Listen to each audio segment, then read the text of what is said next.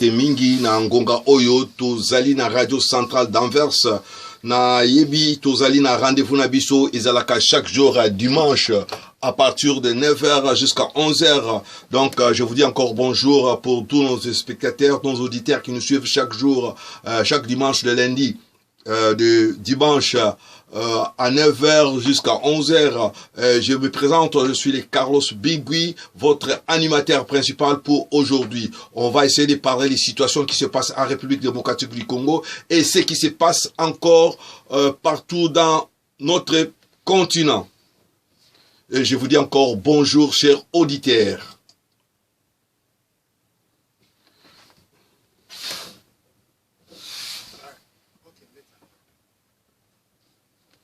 My people, now we don't know. Welcome to another special edition of We Don't Catch Up. You know how they do it. Fine get two together. Ask me, make we go bust down. Go do it. Celeb on the beat. Yeah, me holiday. It's a species, baby. Johnny leave me for the Cynthia. And I don't know what to do. I need to say I don't do. Like the way Cynthia they do. Johnny give Uche belle. He talk say he want marry nene. Walk him kedi belle. Johnny Mo, I'm looking for my Johnny. Yeah. Where is my Johnny? Johnny Mo, do you know Johnny? Question. If I know see my Johnny, I'm looking for my Johnny. I'm looking for my honey. Pour consulter. C'est-à-dire, ayo kape ba ide ya mutu na mutu. Mais ye moko azana ba ide na ye na ndenge apretaki serma pona mboka. Ye moko ayebi likambo nini azali nango. Mais entre-temps, azali ko consulter ba oyo bana mboka ba kongomani o ba yebisa ye moko na moko bango pe bazana likanisi nini po mboka itambola malamu. Ndeko so total malamu mboka na biso ezungi sima makasi. Yango wana président zwaki likanisi wana a consulter motu na motu ngana kanisi ezali likanisi malamu. Ezali te ke bakei na dialogue, ezali te ke ba changer makanisi te azande ko yoka bango. À la fin total ila ye likambo nini mokano nini ozwa po mboka wana etelema mwa moke. Ouais, balandi baza kolanda yo to eloko siko to lingi to tuna consultation yango pona nini asala yango un peu plus tard parce que batu mingi baza ko critiquer babi eloko ko changer te république wana ezalaka toujours boye eza koluka nini yo zo moda ngo ke ezali e ko pesa mbuma malamu bien e ko pesa avancement moko ya bien na République démocratique du Congo. Bon, ndeko ndenge batu baloba na lokota ya français, les jours passent et ne se ressemblent pas. To ebite oye le kaki lobby total na no pays oye ko leka na pana ye. Oye baninga mususu basalaki ezali nde yete. Yepe a lobby asala total la ye. Ce qui est simbité et le monde se construit comme ça. Les lobo bongisi lobby mutu mona mutu mususu abebisi. Donc ndenge balobaka to pesa ye nano chance total ce qui azombe mabiso wapi. Mais l'air makambango na necessité moi to pesa avis penza positif ou négatif exacté. Donc soyons optimistes. To pesa échange total à osuka epai wapi. Ok. Bon, en fait, la consultation et loko to remarqué les bateaux ya kala o basalaka na politique kala bangonde bazongi. Nazo exemple ya Mbemba, nazo exemple ya Katumbi, nazo batu nyoso baki na politique ya kala bazongi bato wana baza déjà na ba dossier moko noir, eza trop sale, to yebite soki bako sala nini parce qu'il y a des questions des gens qui se posent là-dessus. Yo olobi nini wana? Oui, na songeli ndenge na lobaki ya liboso. Ezali te ke mutu batu kende kuna bakosala neti gouvernement bapesa bango ba poste te. Ngana banza na ndenge président lobi ezali nde consultation. Oya kosala akoyoka mututu ezala yo tata ndenge ozotunanga mituna. Bana nyonso na kati ya ndako azala ndoki azala muyibi soki ozana likambo na kati ya famille oyoka ka mututu na ndoki okoyoka ye na muyibi okoyoka ye. oyoka moto eza tende okopesa ye responsabilité moko na kati ya ndako te oza nde koyoka puisque même moyibi akozala na likanisi ya bi papa nayiba mingi membalo na tiki donc tata ayokaka motu nyonso donc na monite que ezala exclusion ebebisa makambo ebele na kati ya mboka. Bon ndeko Albert baza koyoka yo nalingi na pose susu na lekasiko na mituna na ngai tomoni na nani ayambaki parti nani Senko tomoni ndeko Fayulu aboyaki kokende aboyi koyamba groupe ya Kabila sikoyo yozomona teke aboyi neta boko yamba parti mususu ya FCC ezali mwa injustice moko boyi bi ezali eloko moko boyi eza contre bango bien ikamuni nezo leka place wana ndeko na likanisi wana naza esengo mingi parce que omoni soki bosengi eloko oza na eloko efo etambola ndenge eloko yango etambolaka omoni démocratie démocratie eza liberté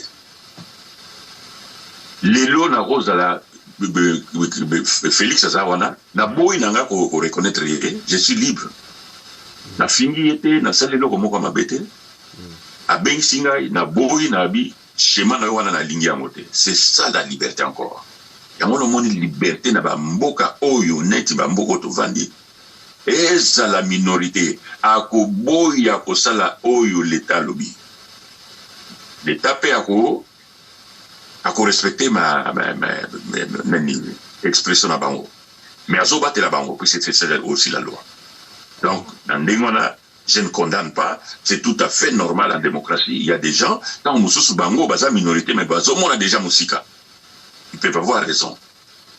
Mais tout à la temps, il peut s'abisso tort, ou bien il peut s'avoir raison, ou bien tort. Ok. Moi je pense que c'est la démocratie qui est en train de jouer. Ok. Bon, selon ma source, oyo ngai na zanango un peu mouké. Na ko créer en bingité to monaki bande ko na biso ya Senko bakenda retrouver sous monsieur Kabila bazali ko proposer likambu ya dialogue noka ki likambu ya dialogue pour na kubima na crise. Alors pourquoi baza ko jouer baza ko consulter bato ebele ndenge wana bato parce que la plupart ba congolais baza ko sepela sous na makambo ya dialogue et puis baza ko lingate parler de monsieur Kabila na République démocratique du Congo mais ndenge ba peuple église catholique oyo asibiraka makambo ebele babie ebele de nini devant gouvernement ya Kabila baza kokende consulter na moment oyo mboka Félix aza kolinga atombola mboka yo ozokomona likambo nini place wana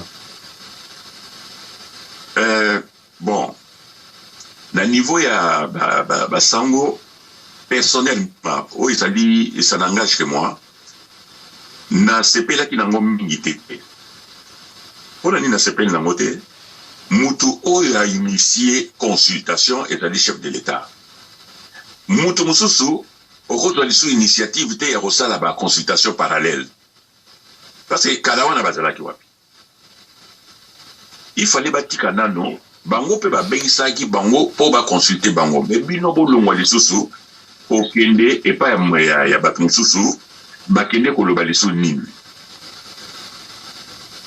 nga nazomona yango namonaki yango flou parce que moto a initié baconsultation ezali chef de l'état conclusion nano apesi te soki eza abimisi bamakambo basango babi non awa président abebisi tolingi tosala médiation wana eza ndenge mosusu mais bino masolo yango ya chef de l'état nano esili te bobandi déjà kokende koconsulte bato mosusu na likambo nini parce que likanisi euti epa na bino te voilà personnellement na likambo wana nasepelaki nango te likambo basango bazosala bon toyokaki lisolo oyo oyuti koleka ya enfin tota likambo nano ya badétournement ya bambongo ezoleka na République démocratique du Congo tokosolola lisolo ya coalition oyo armée congolais na armée angolais basali but nango ezali nini pona nini basali yango il y a quelque chose caché là dedans ou bien quelque chose qui marche pas yo ozana okopesa biso information likolo wana lokuta mabe maître Carlos ndenge nalandaki porte-parole général Kasonga alobaki ezali na cadre il y a coopération militaire entre Angola na Congo. Pour battre là, l'espace il y a bamboka wana mibale. Pour se prévenir contre Banguna. Bon, dans quelle mesure combattre là? Puisque ngai par expérience passée, mingi bamboko bayara au sal sabiso après au monde accord basignaka na sima ya biloko wana et cela que mboka na biso eteni mususu ekende papaya.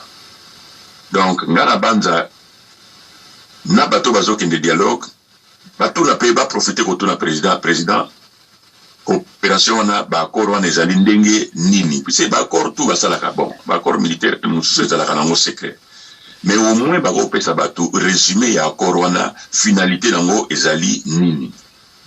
Ngana mona ki yango lokola mutu nyonso mais na analyse na je me suis posé la question na bi ba accord yango bakie ko sala finalité nango ezali nini lobby e komemela biso ba problème te ndenge o tozana ngona ba ndeko ya frontière na biso Rwanda Burundi ainsi de suite voilà.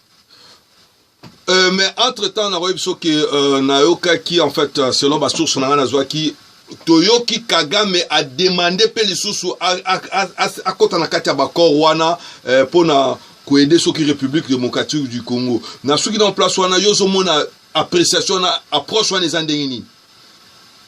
Mais ngai inabanza ceux qui balobi accord bilatéral. Na ceux qui sanano na Angola. So boko ti mutamisa to eza invasion yango na salamite. Bon, total na rapport mamping. Ce que taliba kombo ezali kuna sur les 400 bien 800 ba kombo ba pesaki. Au moins ba kombo ba Rwandais ba rebelle hein. Et puis ba so lobela bango kaka crime contre l'humanité. Donc ba ya lisusu. Et puis comment ko senga ba accord ba senga te. Ba accord ezali pays où azana besoin. Il y a co-signé l'accord na bande konaye bangonde bakende ke vers batwana mais bango bazana besoin accord pour nini Congo azana besoin accord c'est frontière na lekimunene azana besoin que à sécuriser côté oya frontière peut-être 2600 km à peu près 2600 km bongo Rwanda accord ni to ça na bango frontière za combien de kilomètres et puis tout ça na compenser na bango ti lelo na nécessité yango toza ko tuna ke ezali façon il y a kolinga sous ko s'infiltrer na kati ya République démocratique du Congo parce que to moni alors nazokayo oui analyse nanga yango wana j'approuve ce que tu dis parce que to mo c'est ce que je voulais dire à demi-mot ouais so moni te que tozo mona que a moni que République démocratique du Congo comme ko se relever tellement parce que alinga a infiltré sous pour na aluka contrôler nini parce que j'ai appris que l'économie na bango est chuté moins à 32% depuis que bakangi ba frontière ya Félix a commis na pouvoir tozo approche soit tozo mona ngo batu ba mona ngo ezali système kaka ya ba Rwandais ba balka ko approcher République démocratique du Congo yo ozali ko mona ngo ndenge ni place on habite ce que analyse on est juste. Mais oui, l'analyse est juste. Et puis, effectivement, qui document moko ya, je pense que c'était l'OCDE ou bien Banque mondiale, l'économie n'a pas chuté puisque la frontière est à Okanga.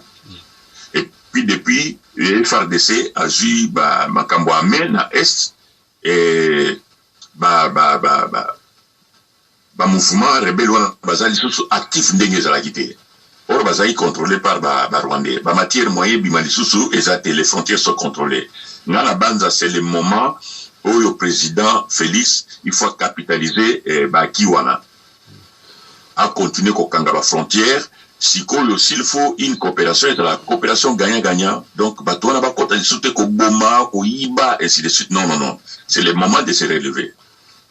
Donc, moi, je suis pleinement d'accord que ceux qui ata basengi que bakor ezala il faut leur dire non pour le moment non nous n'avons pas besoin de bakor na bino parce que tout ça déjà en accord avec États-Unis déjà sauf reformer basoda na biso et donc tout qui kana na niveau na Il y a encore un autre problème sur le niveau armé. Batouazako lobayango mingi bazako kango mingi nebiti après no sa lecture no sa likolo bazali kolo bake ba américain so ba ina mboka ebongakati yo olubini nango bazo pesa exemple ba payer belé na monde yo olubini nango place wana parce que ba américain so ba koti na mboka bazo to so ba kaki ba mboka ebongakati mais eza chanson batouazalo bana poser une question parce que yo za na moi connaissance élargie na ba biloko wana.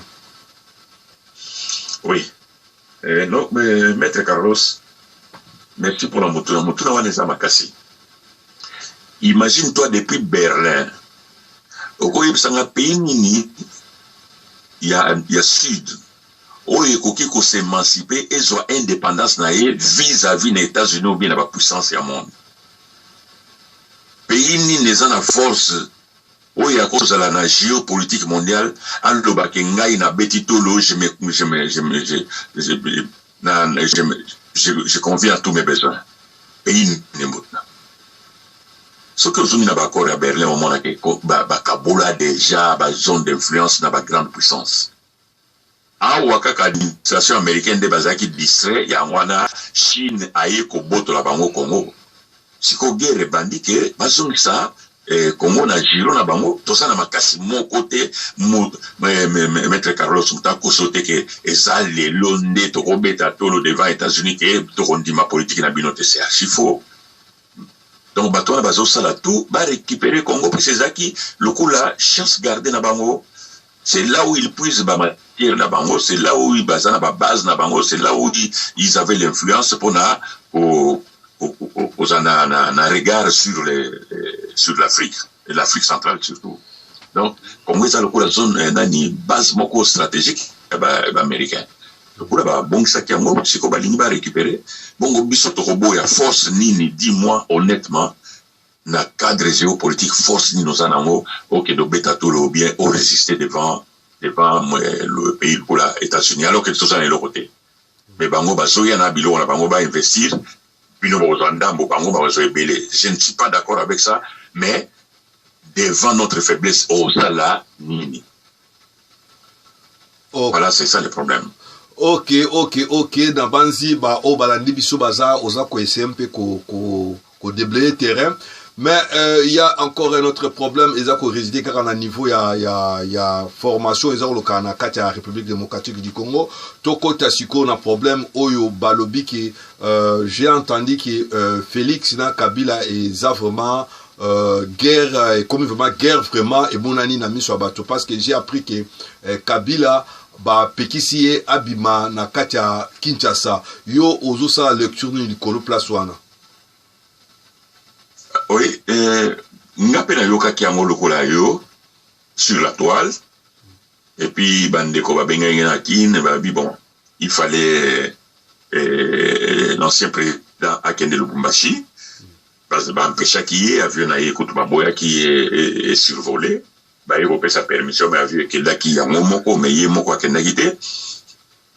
Moi je me dis une chose, Maître Carlos, même les tozoko la na quartier même yo ozaki na ba maître na yo mais à un moment tu t'es affranchi au comment qui libre au comment peut mettre au fond peut école na yo pour en former ba tous ezali te que ceux qui au côté classe au côté ka obena classe wana ti au comment mubangi ozaka na quartier école primaire te et tapé changeaka tous un exemple ya président Lorenzo tous un exemple ya pays belé où il y a eu alternance ou bien pouvoir échanger, attends, Moutouana va ça qui est pouvoir dans ma boko. À un moment, il va se dire non, je dois laisser mon empreinte. Alors, continue à respecter Mouta. Même Bano Tobota, ceux qui abîment Ndako, à quoi j'ai le son d'Ndenga Bano vu Ndako noté, à quoi Bandako marqué vu naïe, na modèle naïe. Moi, je pense qu'il était grand temps que le président Félix a se libéré. L'air muto ya lobakate aye ko bimisana ba accord abani ko menacer na banda mbota sala lokola takinga kota la sima lisute. Félix a un intérêt à kota la lisusi sinon ça sera la fin pour lui. Na banda je l'ai dit en demi-mot, ça c'est analyse dans la personnelle. Donc il y a panique au moni la peur a changé de camp, il y a panique na kawana mususu. parce que bakanisaki muto tozopesa baaccord tosene baaccord aza meme. Souviens-toi Mbota, Maître Carlos. Président actuel aza mwana mukete. Papa na ele rakufi. Basakani na ye bembe ainsi de suite. Yo kanti ya bosa na yango aza mututi. Ba ministre bazo sambwisa ye chaque jour ba FCC na niveau assemblée, niveau Sénat. Ba généraux, ba PDG, ba ministre. Yo kanti aza mututi. ezali mode ya fonctionnement ndenge maloba modus operandi na ye mode opératoire na ye aza mutu moko aloba te abande kotala sikoyo na banza mwana nko manzaka ebimi il est en train d'agir et c'est de bonnes guerres hein?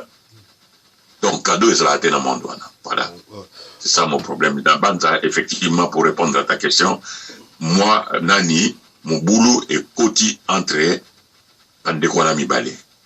Alors, Ezali de Félix qui va gagner en s'affranchissant à Mpinga ya Bandekwana ya FCC. Voilà. Tomoni problème ba dossier ya ba justice ezoko fungama sika sikoyo mwa mingi tolo ba problème ya Bukangalonzo tomoni ba détournement ya 205 millions et salamaki. Mais à un certain moment, l'air bazalaki koloba nene tomona ki batata mpoyo abima ki pona ko s'exprimer au nombo ngone bunga ki te salaki boete. Après enquête ya ba ja finance to e komona ki ba koloba ki mbongo na en Afrique du Sud ezako ko kabon et ba kabola on a 6 personnes. Or Sol to landi bien to monike batwana nyuso bazana kata sena est-ce que batwana bakokangama ou bien bakokangama te parce que bazana ba immunité na bango parlementaire yo ozolo badini place wana na ebité loko nino koloba. Maître Carlos soki totali na état de droit ndenge oyo président Félix alobelango na beta oyo biso tozali. Mais tout le monde a ministre a bazo démissionné pour na 1000 euros ya pamba ou ya bakisaki bake ko liana mutu na restaurant. En termes de millions comme ça, ba preuve ezali. Immunité et ko couvrir te ba fragrance à modèle wana, c'est impossible. Quand les gens mouibi immunité moko ko mutu aibi ba millions les preuves sont là. Immunité ni ne okangaye. Immunité za au-dessus ya loi te. Ngana banza problème ezali yango no moni panique côté na côté FCC balinga ki ba juge oyo bazala te ba fongula IGFT ba continuer ko garder ministère des finances ça ya bango banque centrale za ya bango PCCT place balé la ka yango wana mon frère avec ponction ba ponction bazo ça ba coulage ba recette mboka na biso côté la maté mais sotali ba mbongo oyo bayibi pendant 18 ans nous je m'excuse du terme mais peut-être l'inato les quand même ba Dubaï. Donc moi je pense que na côté so qui ba preuve inspecteur général de inspection générale de finances ati ba preuve tout sur la table tozaliawa au monde appelé le bac que Félix a signé le sous-accord sous nom na lingi ko kangisa mutute ndenga lobaki non je ne suis pas là pour punir les gens pour arrêter les gens non na banza ya mbala oyo ba to quand même ba place à rotia ba to na prison ba rotia na musuta musuna braza ba salisa biso ba funga ba prison ba tia bango kaka na cadre ya justice tomoni nani na parlement président ya parlement yepe azana dossier oyo balobiki a pesaki bilan ya suka ya déposaki bilan ya fin de l'année te ba bengisi na tribunal tomoni batu baza ko soutenir ye ba misusu baza ko lobake ba toucher na yete ni d'autres asaki ba accident est-ce que ozomona sujet wana eza vraiment très important ba memaye na tribunal la cour de cassation ndenge salami parce que ba porter plainte na mutu na bango ya FCC député Moroboy yo ozolo ba likamuni ni likolo comportement wana. Maître Carlos, encore une fois, n'a état de droit. Personne n'est au-dessus des lois. Et puis, tu vas na bamboka, oh, nano yo kateke, bakangi ministre moko bato balande na tribunal bazoyebisa tribunal bolibere ye ndenge bazosala na mboka na biso mutu aza peta moyibi asala eloko moko mpo na bino te, vous allez applaudir votre bourreau, hein? Oyo babengaka syndrome de Stockholm. Mutu azonyokola ye me yo ozoyilinga ye makasi ozobetele maboko eloko wana namonaka na Congo. Mutu aza moyibi boyebi asali eloko avanda neti na quartier na yo na matete boponi ye akomi député asali eloko te akende na ye kovanda na Gombe abala basi na ye kuna ayaka lisu te na fin de l'année ayeli bino bapolo bobani liso kobetele maboko yi grand maître. Non, nous avons une culture médiocre mbuta et ça l'a passé. Mais to revenir na problème Mabunda lobaki awa, nous ne sommes pas dans une république des juges. Mais yé moko sala droit awa na ISEL na Université catholique de Louvain. Et puis c'est la première femme qui dirige mais qui a commis speakerine il y a chambre haute. Vraiment même loi oh ya ibino moko bo signé.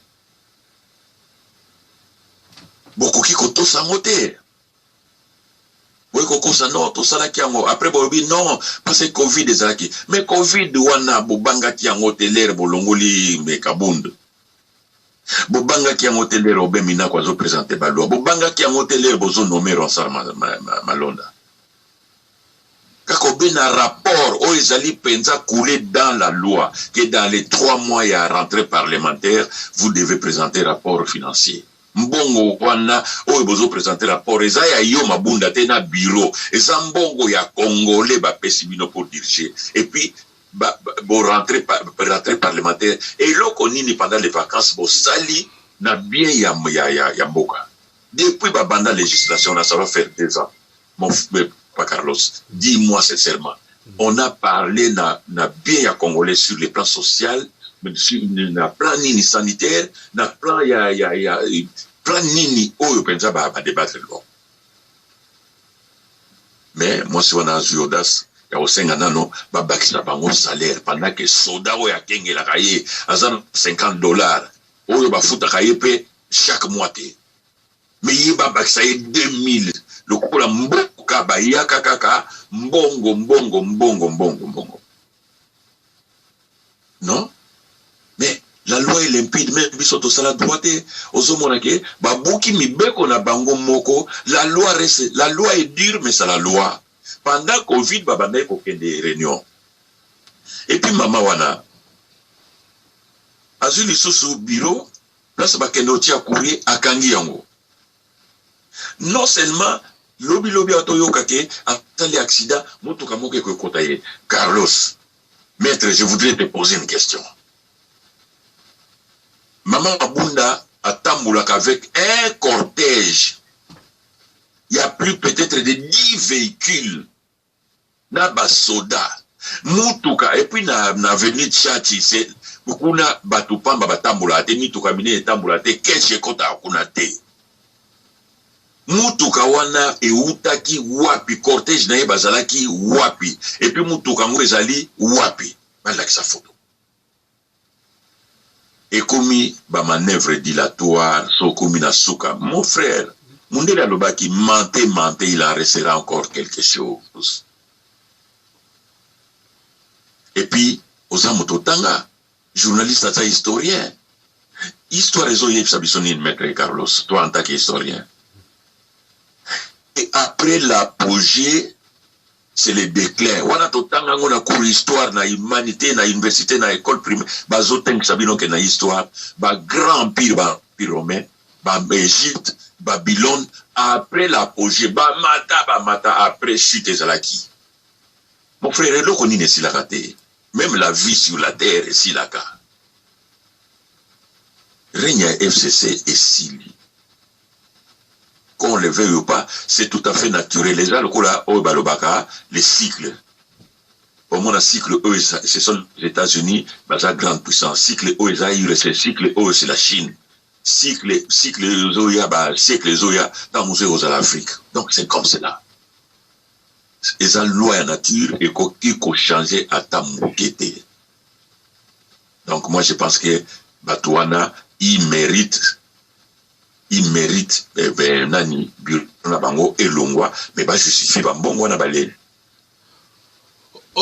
Ok, to zali ko continuer le masolo na biso na ndeko Albert na banzi ozali ko déblayer terrain ba o bazali ko landa biso bazolanda yo bazali ko pesa analyse na yo to sepeli yango mingi mais il y a un problème na ngaki na CLMP ko réveiller ba congolais toujours bossa na problème capital ya Minembwe capital problème ya Minembwe siko ba placer ngo na niveau nini et comme na niveau nini parce que après tout ça, tout le monde est soir le bela sous les camouana, parce que tout le monde qui roubé ou qui interpellé na parlement, mais bah c'est qui démissionne toujours quand même à ça que le bali kamwa démissionne a été, tout le monde a oublié sur ça. Yo osa que le bali ni place wana.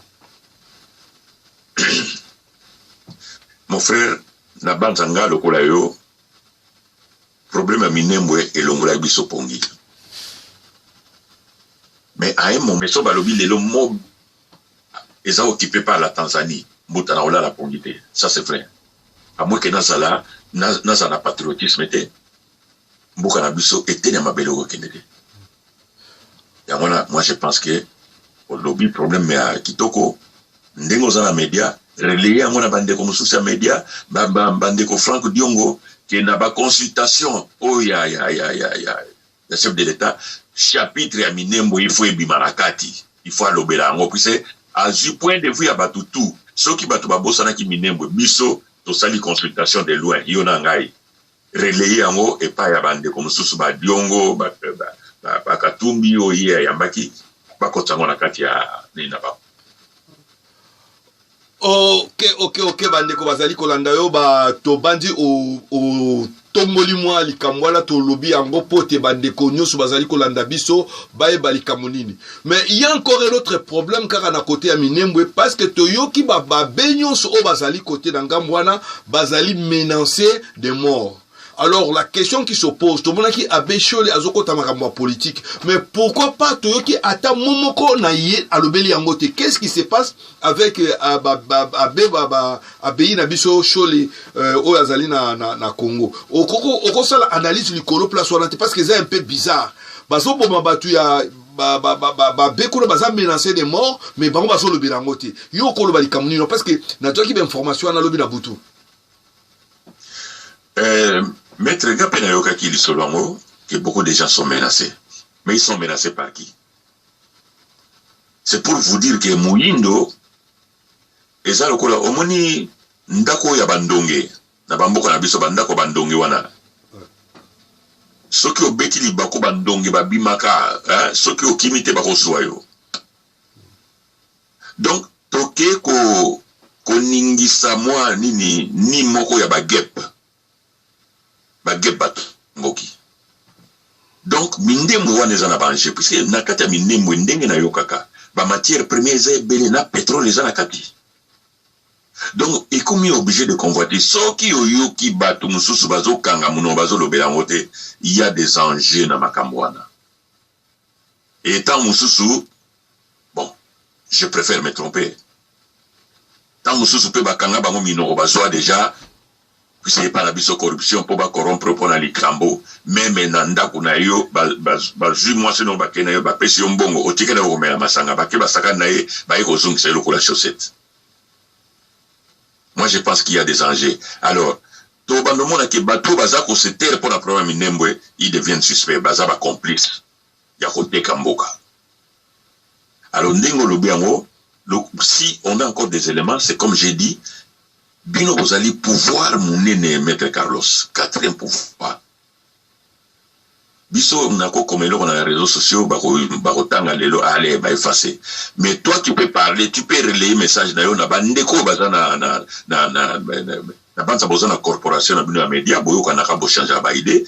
Il est grand temps on tombe la ngope yebisa bandeko mususu et non problème Minembwe, il faut ezonga na table. Bato bazo menacer.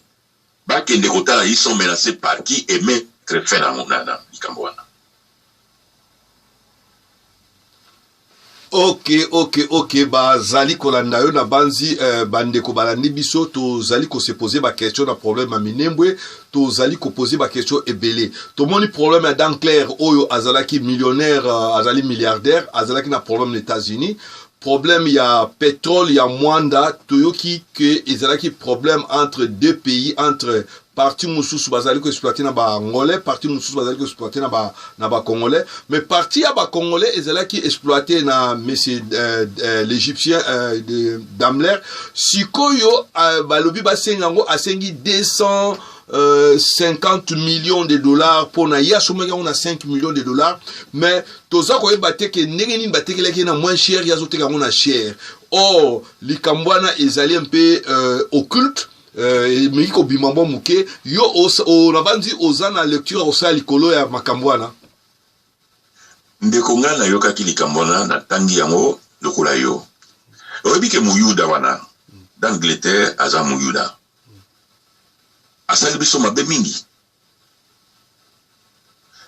mbuta okoki kosomba parti ya pétrole na biso na 5 millions oya Bazum Slombongo 250 millions. Est-ce que yo Congolais au koki kosumba ta eteni ya mabele na nakati ya Israël?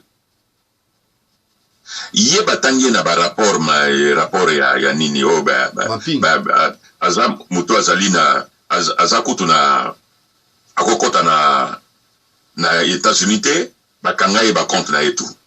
C'est-à-dire ça mutu moko azali sone lokote yangona ayebi mayo faible na eza état congolais mututu même libanais ye makulungulu le loko lobano mais ndako wana eza yangai l'état azongisele ndako afuti ye babimisi ba congolais yoko ke na Pakistan obimisa Pakistan ozwa lupango na ye mais pour ni to komi bonyamati na suka ende ayaki makulungulu zo benge monsieur abotoli na lupango abotoli na grand marché abotoli na dit mais maître Carlos, moi je pense qu'il est grand temps bibilo kwane fosida dan Getler ayaki maboko pamba akendo sumba pétrole ya mwanda na 5 millions bason c'est 250 millions pour pétrole moi profiter na nani.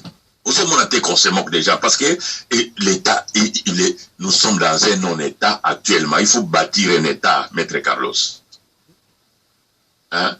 Bilokwana est révolta kingai, que moupaya tout à Koya, il y a ba Nigeria, ba Koya, ba sommi parti au poni place babando te kabantaba veni kasavu bwana tout, ba somba ba mapango wana tout, et kuma ya bango. Mtosa na mboka nini? Mutoye maboko pamba vomi kana ndako na mboka na yo na ndako na yo botoli ndako. Moi je pense qu'il est grand temps encore une fois na sengino ndeko nangai ozali 4e pouvoir pour relayer likambwana on doit mettre fin ezala talaka ka ba indien na ba pakistanais na ba chinois bazo salisa bandeko biso sans contrat muto sala 10 ans et pas ya batwana azana contrat moko te bafuta ka yete azana mutualité azana non garantie moko ezate soki lelo a komu bange pensez ezate tout un siècle nini. Moi je pense que le problème à Dan Getler pour chuter il va continuer à faire un bon wanate à même à Congo place à lingi. Tiens mais ici va pesa ba pesa ki bangolais mutu ba pesi mbongo wana gouvernement ba pesa ki est pour pas que nos kabolango nous connaissons le système il faut balander lango ba ko yango moté ce que l'andé rapport ya IGF. Pourquoi quand la premier ministre balanda ni balinga ki IGFT siko IGF abimisi makambo to na poisa mbuta bambongo wana tout oyo bato ya basakani nango on pouvait construire les pays hein lelo na mboka nini okende ata na ba Mali wana na ba Sénégal est-ce que bana batanga likolo mabanga na CNZT na mbula hein na 21e siècle moi na zotambola makolongolo na kisasa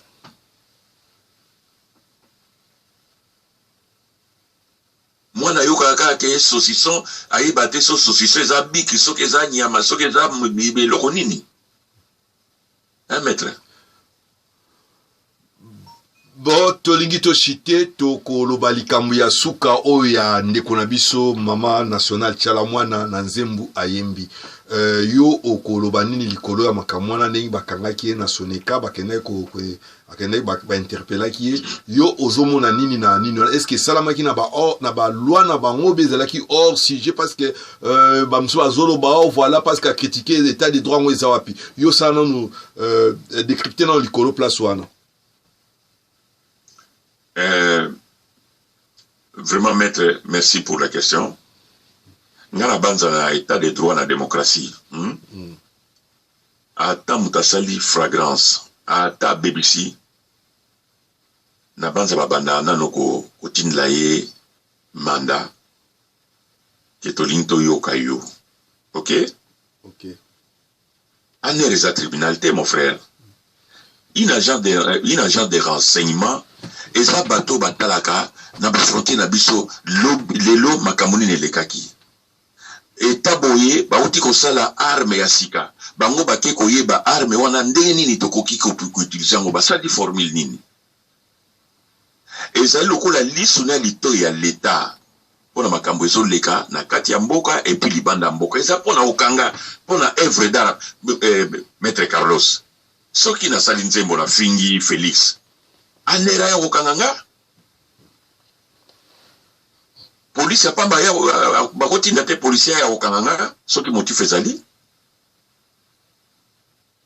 Et puis commission de censure ya koti ndate abino œuvre wana boka tango mais mutwana il faut samba. Mais bakolandela ye. Non, état de droit et l'inko lobate que me maître Carlos lokola lobaki loko mabe na journal na ye baye ko telema na studio il leur obima bakango kambala moko na bato ya ner. Non, est-ce que depuis to ya poto so mona mutu a servi de renseignement belge na misu na yo bato tu bakanga kawa to mona kango police aye na mandat d'amener oui monsieur nous sommes venus t'arrêter voilà les problèmes ou bien, tu le mandat nayo, tu vas te présenter demain. Puis ce domicile n'est pas connu. Mais, exalté, à ta maman tialazana, kamususu. Et ça, quand on ngai kutuna, à ta nandoto na kokota kunate.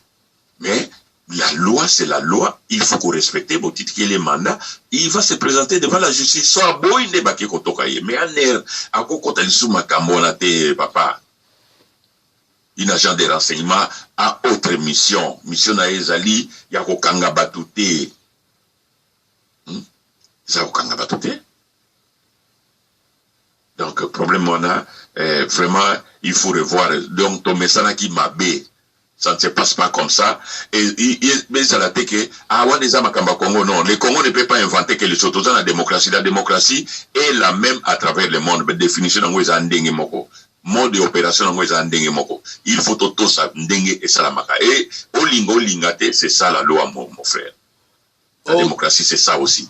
Ok, tozo cité na question la biso asuka na ko poser question moko na ebité ezana ordre un peu juridique. Ndenge tomoni baka Moïse Katumbi bazongi na République démocratique du Congo na bambemba nyoso wana bazongi na République démocratique. Est-ce que dans 2023 bakoki poser bako postuler pour la candidature ya président de la République parce que bazalaki condamné na justice. Nebi ana lecture no sali boso anate.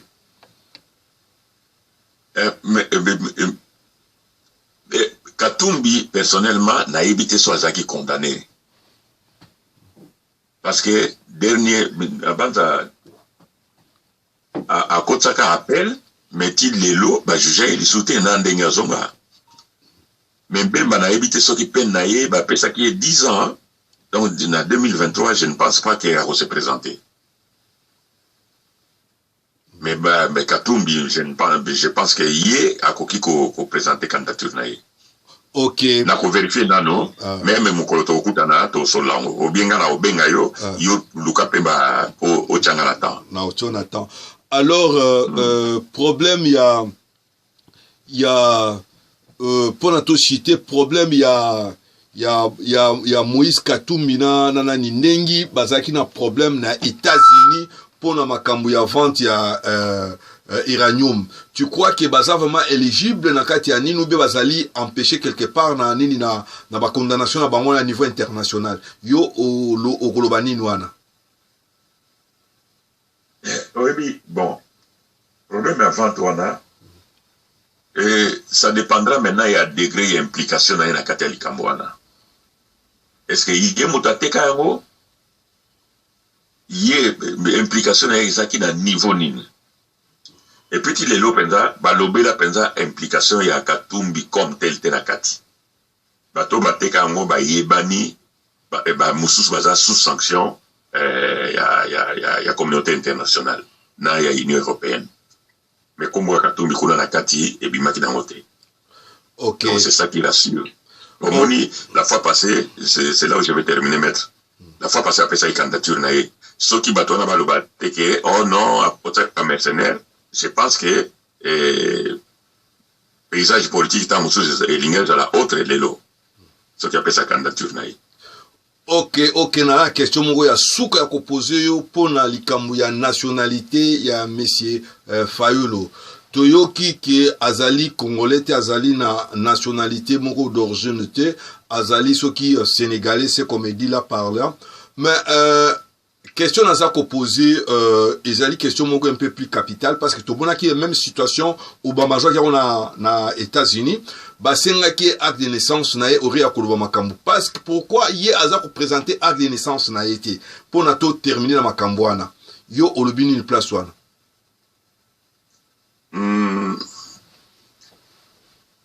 Maître Carlos, sans voilà, je vais le dire froidement.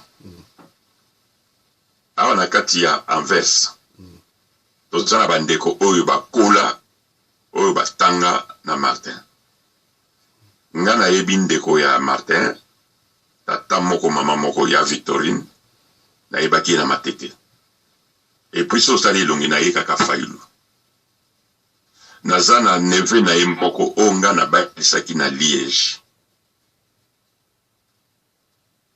qui a le même nom. Alors, je ne sais pas, omoni FCC a un laboratoire qui a fabriqué makambo. Katumbi a italien, Katumbi a grec, Katumbi a juif, Katumbi a bala zambien, zana ba para zambien, Katumbi boy na boy. Hein? Lobi awa, oyoka kite. Mususu a lobi ke Kabila nani Jean-Marie Kassamba pour ne pas le citer. Le confrère Nabino. Abaki, Kabila c'était Moulouba. Yamboka nini wana mbeba kombo moko difficile à l'obaki. Et il le disait sans rire. Roubert waza congolais. Mais Fayulu, atanga na Njili, atanga na Congo, na mbongo wa Congo. Kaka lelo, kalawana état civil et bimisaka kombo na été. Kalawana les rapesi candidature comme candidat chef de l'État. Et bimakate kaza sénégalais kaka après les réseaux revendiqués. Non. Je pense que c'est une bassesse. Ce n'est pas comme ça qu'on démolit un adversaire politique. Même si on est sénégalais, mais les rabotami avant 60 na sol na biso loi ezolobanini. Maître. Ce qui va Rwanda bazaba mbunchu lukula biso te za kofinga te c'est vrai morphologie to zande moté. Bazaba congolais depuis 72 cacao quoi. Na muto abotama ndeko no bokola na ye oyeba akutute na ba sénégalais ba tato bazaki na itaga to bando ba yana Congo na ba année 60 ba bota ba vanda wana ba koma ba congolais. Hein? Na FCC il y a des membres congolais ba chinois congolais. Tu vas justifier ça comment? On les a mépris. Bah, il qu'on noyait chanté. Au moins, on a noyé mboa suyo, mboa kimi. Et il était candidat président de Nini. Cour constitutionnelle Zaya Bango. Pourquoi candidature n'est pas longola qui a voté? Au sommet, on a dit qu'il y a des